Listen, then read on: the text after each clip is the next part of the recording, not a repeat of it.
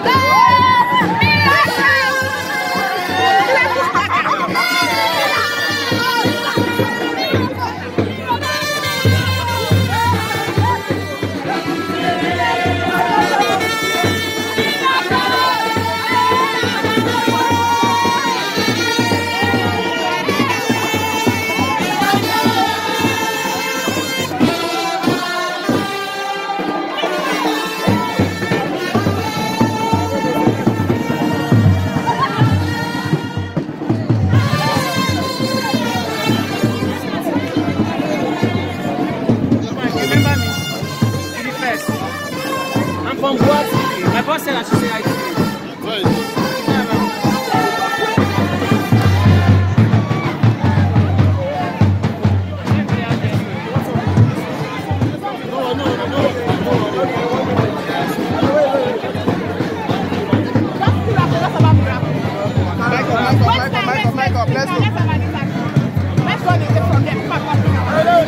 Get my phone.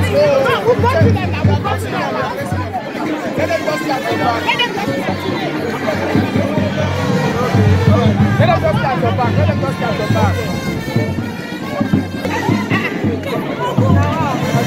I did fix that light. No, Nina is my wife, no worry.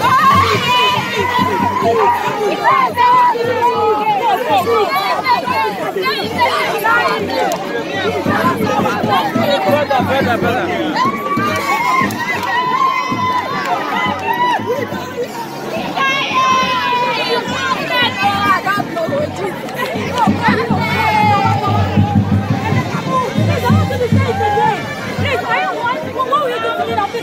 We chase her away. Why would I chase Nina? Nina is my darling.